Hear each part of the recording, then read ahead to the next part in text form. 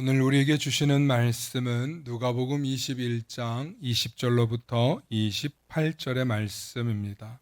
누가복음 21장 20절로부터 28절의 말씀, 우리 한 절씩 한 절씩 교독하십니다.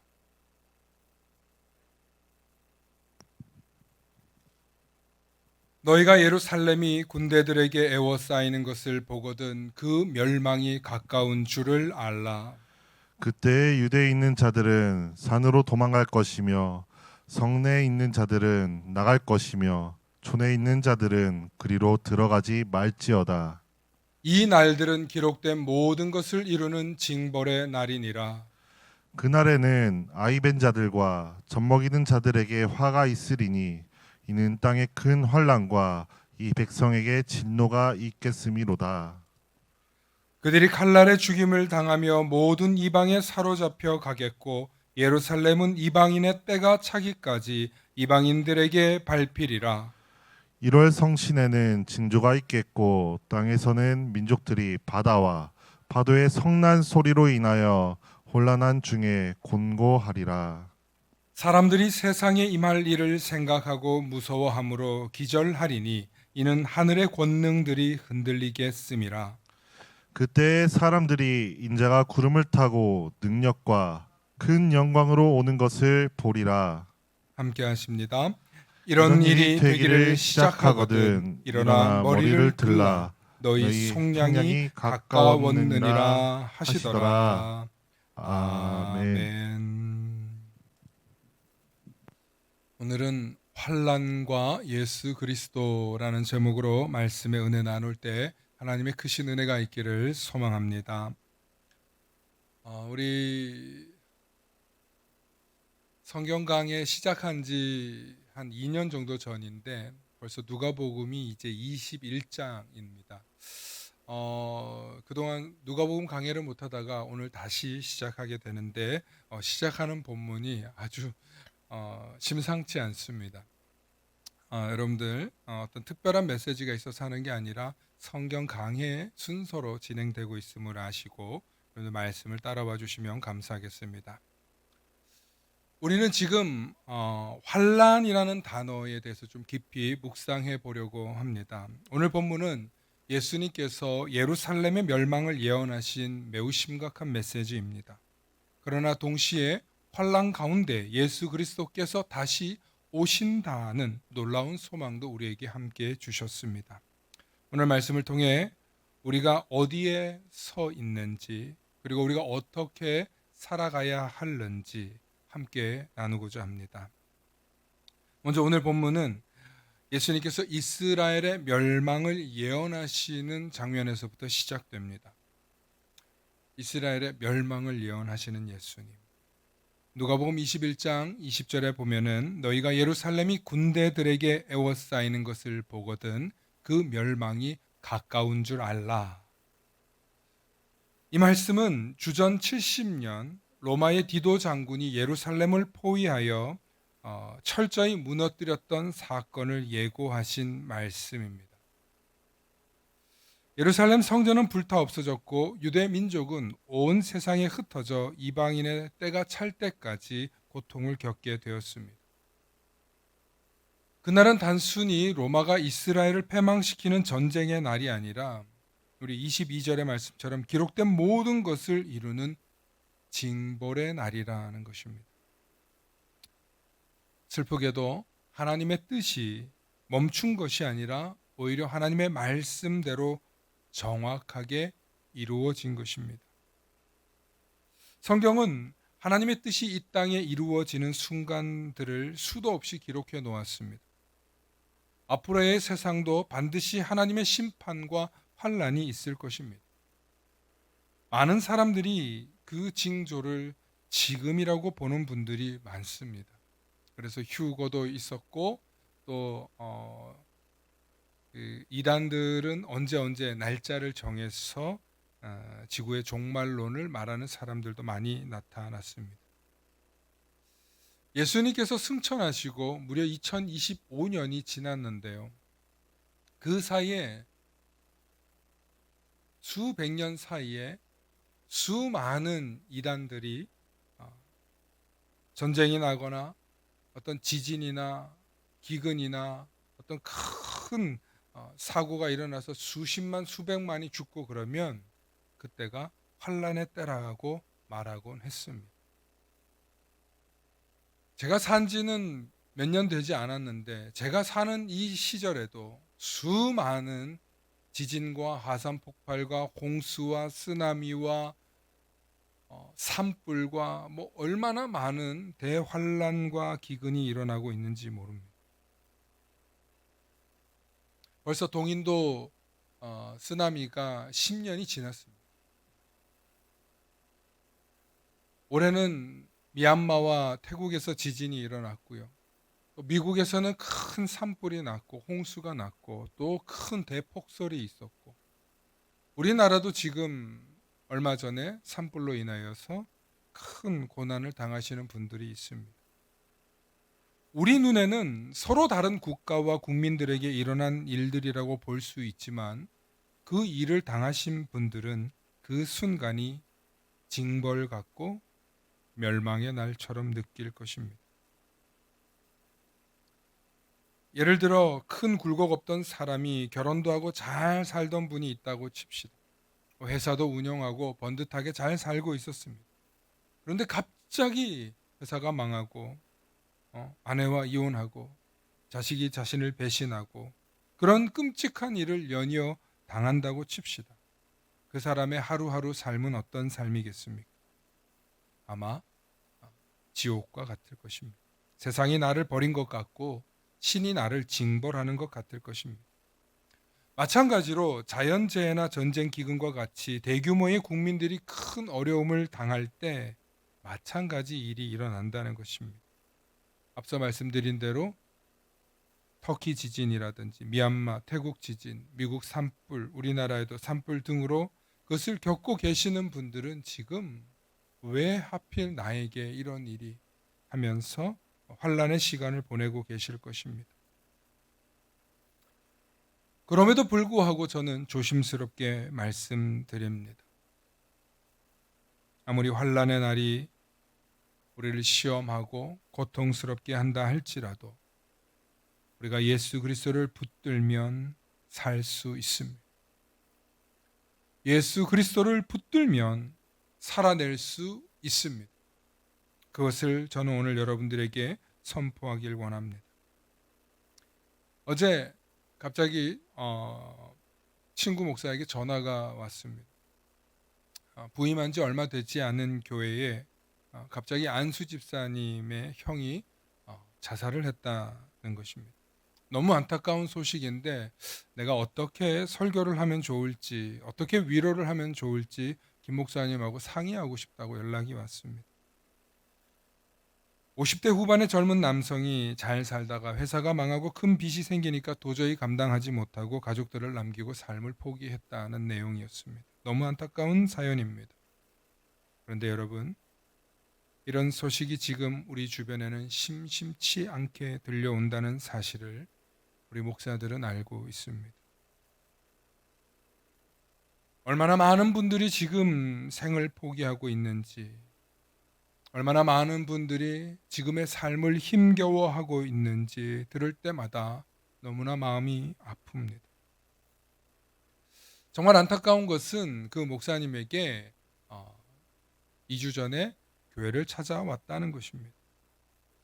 동생인 안수 집사가 형님을 데리고 교회로 와서 기도 한번 받아보자. 그러면 좀 달라질 수도 있겠다. 그런 마음으로 데리고 왔습니다. 목사님이 딱 만나보니 이거는 하루 이틀에 될 문제가 아니어서 안수 집사님에게 부탁을 했습니다. 이 형 꼭 계속 교회 데리고 오세요. 꼭 계속 교회 데리고 오세요. 그리고 그 성도님에게도 예수님 믿고 교회 계속 오시면 희망이 생깁니다. 살 수 있습니다. 그런 얘기를 해 주었는데 2주 만에 그런 비보를 듣게 된 것입니다. 사랑하는 성도 여러분, 여러분들이 해결할 수 없는 큰 어려움이 있을 때, 큰 절망과 우울에 빠질 때 여러분 일단 교회로 오시기 바랍니다. 그리고 여러분들이 감당할 수 없는 그런 문제들은 대부분 대부분 물질의 문제이겠지만 그 물질의 문제로 여러분들을 숨막히게 하고 여러분들의 숨을 조여오는 그 상황 속에서 그 영혼이 숨 쉴 수 있게 교회로 데리고 와야 한다는 것입니다. 그리고 그 사람의 자초지종과 상황을 교회 목회자나 교회 리더들에게 말해 주십시오. 그래야 그를 위해서 기도하고 그 영혼을 붙드는 기도를 할 수 있는 줄로 믿으시길 바랍니다. 교회는 건강한 사람도 있을 수 있고 병들고 아픈 사람도 올 수 있는 곳입니다. 그래서 그들이 교회에 와서 무엇을 얻느냐면 예배를 통해 하나님의 말씀을 통해 하나님을 경험하는 그것을 통해서 회복할 수 있는 줄로 믿으시길 축원합니다. 그래서 그런 분들이 있을 경우에는 꼭 데리고 오십시오. 물론 사람이 매우 약삭 빠르고 또 거짓에 능한 사람들이 있기 때문에 약한 척, 아픈 척 하면서 다가오는 사람들도 있을 수 있습니다. 그러나 그럴 때는 속는 셈 치고 또 데리고 오십시오. 더 나아가서 정말 저 영혼이 지금 교회로 안 오면 큰일 나겠다라는 생각을 가지고 우리가 사람들을 바라보실 수 있기를 바랍니다. 왜냐하면 많은 사람들은 큰 어려움을 겪을 때 대부분 낙담하고 절망합니다. 그리고 낙담하고 절망했을 때 그 문제를 해결해 주려고 다가가는 게 오히려 해결해 주는 게 아니라 오히려 그 사람의 문제를 아픔을 더 들추고 그 사람을 속만 뒤집어 놓는 경우가 많기 때문에 위로와 쉼을 얻을 수 있도록 여러분 예배당에 교회로 오게 하십시오. 그리고 말씀을 듣게 하십시오. 그러면 살아나게 될 줄로 믿습니다. 1800년대 미국의 골드러시라고 해서 당시 많은 사람들이 금을 캐기 위해서 서부로 향했습니다. 그런데 청교도인들은 주일마다 멈춰서 예배를 드리고 그 지역으로 갔습니다. 무슨 얘기냐면 이 미국의 워낙 큰 처음 미국에 도착한 사람이 대부분 미국의 동부거든요. 동부에서 서부로 가는데 마차나 뭐 이런 걸로 가면 한 2달 정도 걸립니다. 한 달 반에서 2달 정도 걸려요. 그렇게 큰 대륙이에요. 그런데 그 골드러시를 조금이라도 빨리 가서 금강을 캐는 일을 해야만 돈을 버니까 쉬지 않고 달려가는 사람들이 있었어요. 그런데 이 청교도인들은 일주일에 한 번씩 멈춰서 하나님께 예배드리고 그러고 가는 거예요. 그러니까 그 모습을 보는 대부분의 사람들이 이 바보들 저렇게 해가지고는 일자리들을 못 얻지. 그런데 청교도인들은 왜 왔습니까? 하나님께 예배드리기 위해서 자신들의 신앙을 지키기 위해서 온 분들이지 않습니까? 그러니까 그들은 주의를 콕 지켰어요. 그리고 거기서 쉬기도 하고 하나님께 예배드리기도 했습니다. 그런데 청교도인들이 도착해서 보니까 물론 먼저 일찍 온 사람들도 일부 있음에도 불구하고 자신들이 제일 빨리 도착했더라는 것입니다. 왜 그런 일이 있었냐면 충분히 쉬어 주었던 시간이 그들을 건강하게 했습니다. 반대로 죽기 살기로 달려갔던 사람들은 가다가 병에도 걸리고 죽기도 하였다는 것입니다. 이것이 무엇을 의미하냐면 쉼이 굉장히 중요하다는 의미이기도 하지만 그 쉼의 목적과 목표가 하나님을 예배하는 것이었다는 것입니다. 이스라엘의 예루살렘도 하나님을 예배하고 하나님에 대한 경건을 잃었을 때 멸망했습니다. 하나님을 예배하라고 이 백성들을 택하였고 하나님께 영광 돌리라고 이 백성들을 택하였는데 그들이 하나님을 예배하고 하나님을 경외하는 것을 잃어버렸을 때 그들이 멸망하고 말았다는 것입니다. 경건을 잃은 신앙은 환난의 때 반드시 흔들릴 수밖에 없습니다. 그러므로 우리 인생에서 반드시 쉼이 필요한 순간이 있습니다. 그런데 그 쉼은 그냥 먹고 놀고 자고 쉬는 것이 아니라 여호와의 말씀이 우리에게 들어와서 하나님의 진리를 사모하는 마음으로 경배하고 예배할 때 우리의 인생에 쉼이 들어온다는 것입니다. 우리의 삶의 숨통이 트인다는 것입니다. 그러므로 우리 주변에 영적인 어려움과 고난을 겪는 분들이 있을 때 여러분들 교회로 오게 하십시오. 그리고 그 사람의 솔직한 상태를 여러분들이 아시거든 말씀해 주시기 바랍니다. 그러면 그분이 살게 될 것입니다. 왜냐하면 영혼이 숨을 쉬어야 하기 때문입니다. 이스라엘은 하나님의 백성들이었습니다. 그런데 그들은 왜 심판을 받았을까요? 좀 전에 말씀드린 대로 그들이 하나님께 영광 돌려야 하는 것을 잊어버렸기 때문입니다. 오늘 23절에 이 땅에 큰 환난과 이 백성에게 진노가 있겠음이로다. 이 땅에 큰 환난과 이 백성에게 진노가 있겠다는. 하나님이 왜 이렇게 진노하시냐면 이스라엘이 하나님 앞에서 범죄했기 때문입니다. 하나님 분명히 이 백성을 택하여서 나의 영광을 다른 이에게 주지 않고 우상 숭배하지 말 것을 그렇게 하나님은 강조했는데 그들은 하나님보다 우상 숭배에 더 열을 올렸고 돈을 사랑하고 세상을 사랑하는데 그들의 시간과 방법을 쏟았기 때문입니다.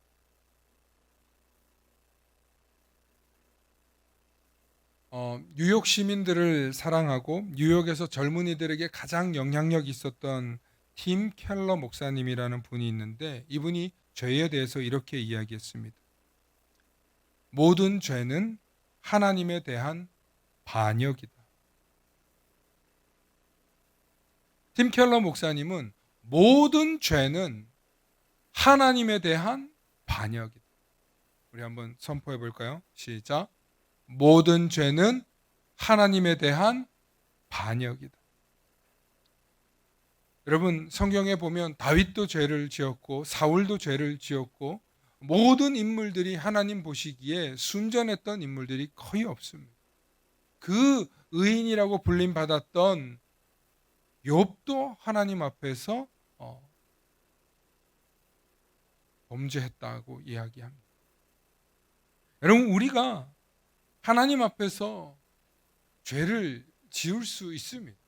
그런데 그 죄가 죄송합니다. 하나님 잘못했습니다. 용서해 주세요. 이런 정도가 아니라 죄는 하나님에 대한 반역이라는 것을 우리가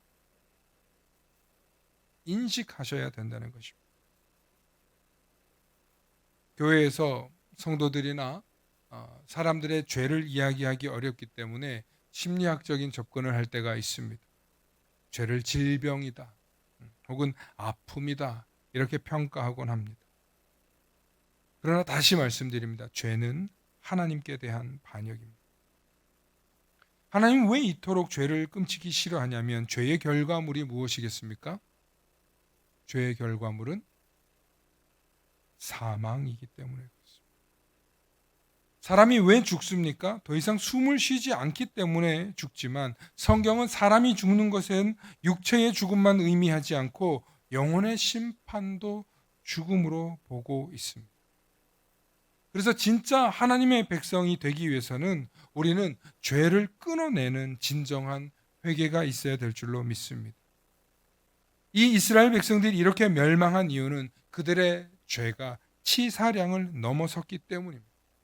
그 죄가 넘쳐서 결국 예수님을 알아보지 못하고 예수님을 죽게 만들었고 하나님을 알아보지 못했고 결국에는 그들은 자신들이 하나님인 양, 자신들이 하나님을 조종하는 양 그렇게 교만하게 굴었습니다. 결국 그들이 심판을 당하고 멀리 각기 지역으로 찢기는 그런 고통을 겪게 됩니다. 우리는 어떻습니까? 우리는 과연 예수님을 알아보고 계십니까? 저와 여러분들은 우리 곁에 계시는 예수님을 알아보고 계시는지요? 우리가 진짜 죄가 뭐냐면 바로 우리가 예수 그리스도가 우리를 통하여서 일하길 원하시고 우리에게 명령하신 그 가난한 이웃들을 향하여 우리가 나누고 베풀고 섬길 수 있는 것을 주님은 우리에게 요구하셨고 명령하셨습니다. 우리가 가난하고 어려운 이웃들을 향해서 조금의 동정심이 없다면 그 사람은 이미 죄에 잠식되어 있는 사람 아닐까요? 나는 이기적으로 살면서 가난한 이웃과 어려움에 빠진 형제를 구하지 않는 것도 죄라고 말했습니다.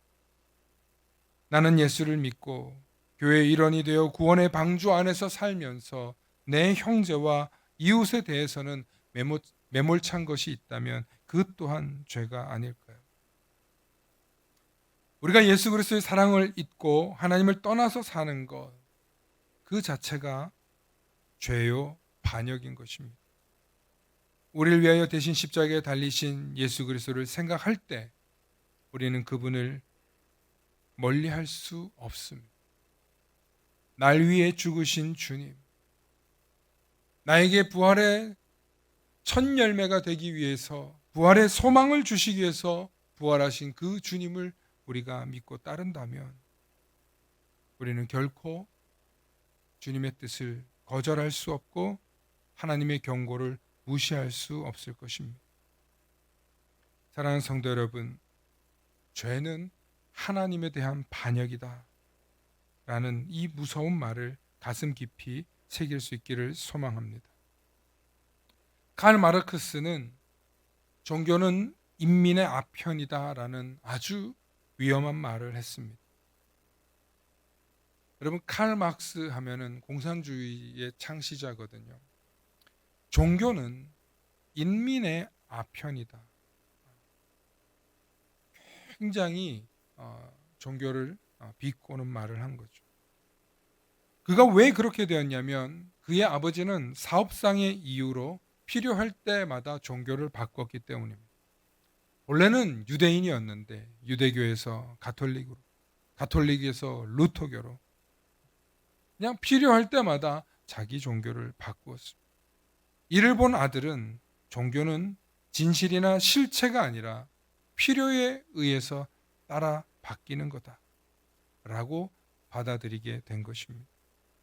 그는 종교와 철학에 굉장히 능한 사람이었고 언변과 지식도 굉장한 사람이었습니다. 그러나 그는 공산주의를 이끌면서 종교는 인민의 아편이라고 수많은 사람들이 교회와 멀어지는 말을 했습니다. 우리가 신앙을 이기적이고 자기중심적으로 선택한다면 결국 그 신앙을 바라보는 누군가에게는 큰 상처를 줄 수밖에 없습니다. 이 칼 마르크스가 이렇게 종교를 바라보게 된 건 그의 아버지의 신앙 때문이었습니다. 그는 신앙이 아니라 신앙을 사업으로 이용했죠. 이스라엘도 자신들이 원하는 메시아를 원했습니다.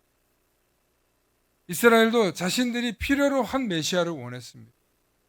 가난한 민중과 어울리고 그들에게 베풀고 낮아지는 그런 메시아를 원하지 않았습니다.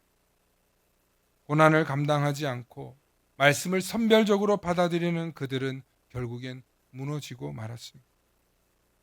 사랑하는 성도 여러분, 죄는 결국 하나님으로부터 멀어지게 하고 하나님께 반역하도록 만드는 것입니다.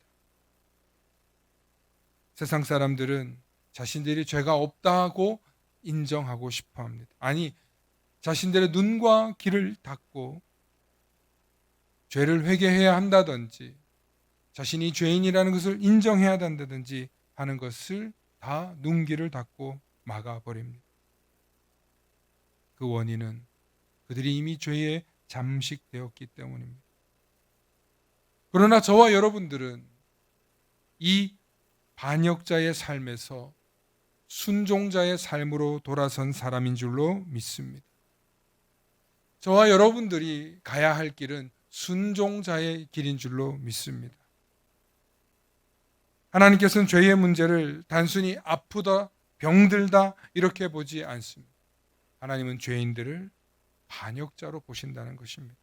그래서 그들을 반드시 심판하시고 징계하시는 하나님이라는 사실을 생각할 때 우리는 우리의 구원을 두려운 마음으로 사모하고 예수 그리스도의 그 구원의 은총을 간절히 원해야 할 줄로 믿습니다. 목사님들하고 이런 이야기들을 하다 보면 목사에 대해서 평가를 하게 될 때가 있습니다.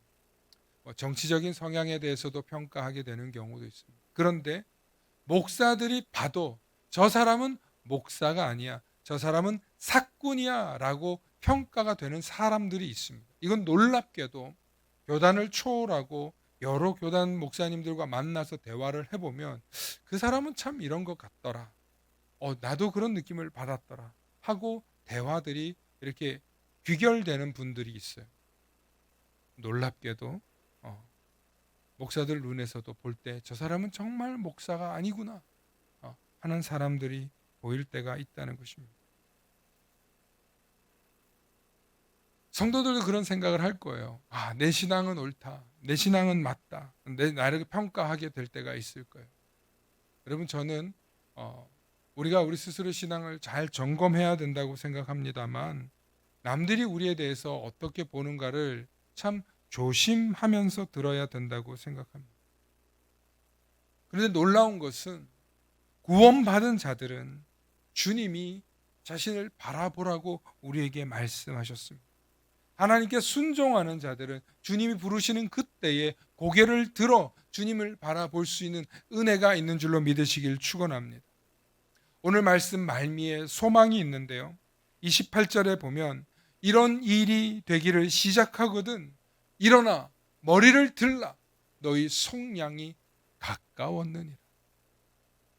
일어나 머리를 들라 너희 속량이 가까웠느니라. 할렐루야. 여러분, 우리 예수님은 우리를 겁주고 두렵게 하려고 이렇게 공포에 섞인 말씀을 한 게 아니라 이것이 너무 중요한 이야기입니다. 그리고 실제로 환난의 때가 올 것입니다. 그러나 그때 우리는 일어나 머리를 들고 주님을 바라볼 수 있기를 소망합니다. 그때가 환난의 때고 순계의 때일 수도 있고 죽음의 때일 수도 있습니다. 그러나 아버지 하나님을 바라보십시오. 나의 구원을 이루시는 그 주님이 우리를 반역자로 보지 않고 순종자로 보며 우리의 구원의 날이 가까워 있음을 우리에게 알려주신 것입니다.